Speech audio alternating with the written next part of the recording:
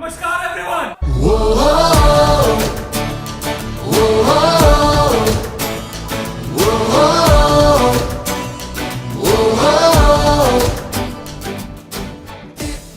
I was not the kind of musician who would listen to a Bollywood song or listen to a Western pop song and try to imitate that on the piano or the guitar. I was always trying to express myself. So at a very young age, I remember even when I was in the second or the third standard, I was already creating songs about things that I felt strongly about. It could be anything. It could be about my classes. It could be about my English teacher. It could be about anything, but I was always expressing myself. So when I felt strongly about the environment, I was always expressing that.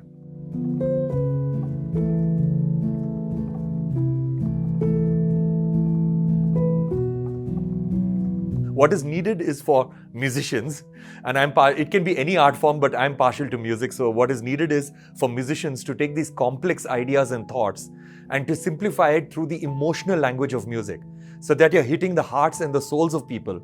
And through these emotions is where people will actually find it within themselves to change their own behaviors and to make this world a better place for everyone and everything. So that is where I believe the arts and especially music can make a huge difference. And that's why I've dedicated my life to just doing this.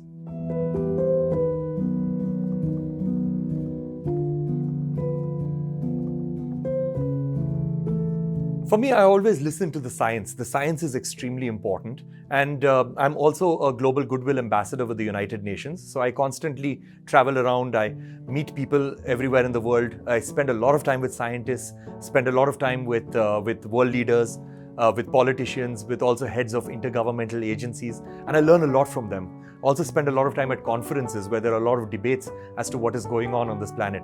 And I formulate my ideas through this. So all of my music, all of my thoughts have got a very strong scientific backing. And the scientific consensus changes over time. Because the problems that we face right now, probably we did not know earlier. Or the problems that we thought existed earlier, we now know are not such a huge issue.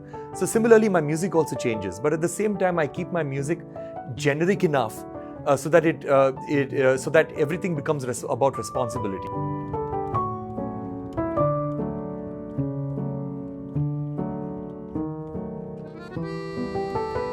Whenever we talk about creating a more environmentally conscious society, there is no two ways, but you have to start with the children. Okay, so we're not even talking about the youth, we're talking about the children. Now, I believe that children are always born with a lot of innate qualities like environmental consciousness, compassion.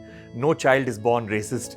So children are born with these beautiful qualities, but the problem is that with our education system and the way we've built our systems around us, we are systematically erasing these qualities from our children.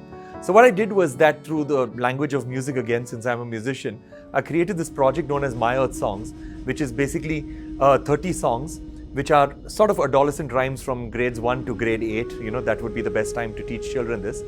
And these are songs which are based on sustainability, it's based on responsible living.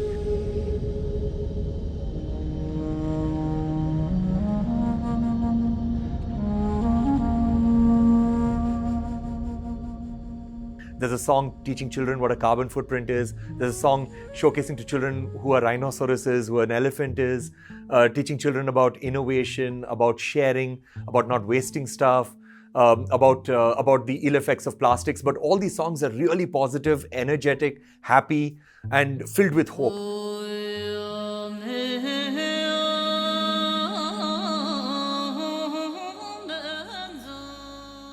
My whole life, I've always been two things. I've been an environmentalist and I've been a musician. These are two pillars that have dictated every single decision that I've ever made in my life.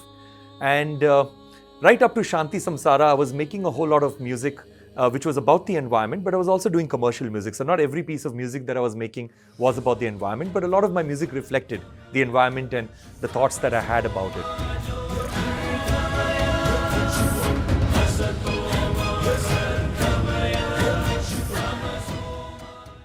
And then once I won my Grammy Award in 2015, the first time when I won my Grammy Award, I had a meeting with Prime Minister Modi. So when we were discussing about our philosophies of the environment, about nature, about ancient Indian beliefs, he basically, encouraged me and he inspired me that, to just create music on the topics that I feel strongly about, which is the environment and social impact. And I remember leaving his office that day and thinking very strongly to myself that this is exactly what I'm going to do. Every single piece of music that I make is going to be about the environment. Every single piece of music that I make is going to be about, things that I feel strongly about, and is going to be an extension of my own beliefs and philosophies. And that is how Shanti Samsara was born. So I made that album. That album featured 500 musicians from over 40 countries, pretty much every corner of the globe. Wherever I could find a musician who felt as strongly as I did about climate change and about the environment and about species, about rainforests, I got in contact with them and I collaborated with them. So it is a beautiful collaboration with all of these musicians, some 24 songs in the album. And our Honorable Prime Minister actually launched the album at the Climate Change Conference in Paris.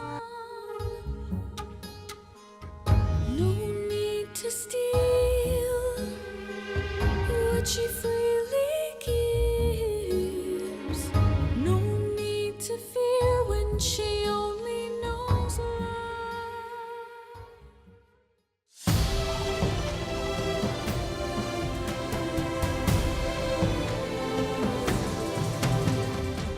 It is a beautiful mission, because what this mission talks about is that everybody has to, on an individual level, everybody has to adopt practices which are more conducive to the environment, and that is why it's called Mission Life.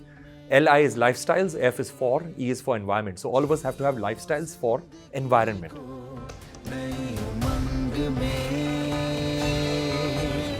The dawn is almost here, and it will surely light the way.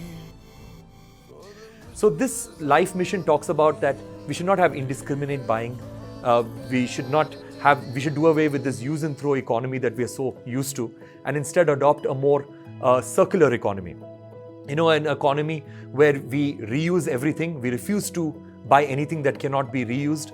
We buy everything with a lot of mindfulness, with a lot of thought, and we use things for a longer period of time. So basically, not a wasteful existence, but a more inclusive and a more mindful existence.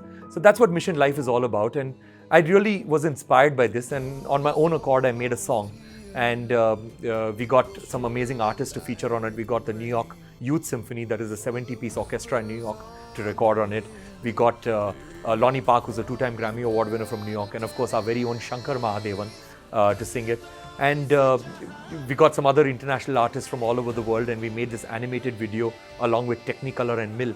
A really world-class international animation video featuring 3 characters who are being the change that they want to see in the world.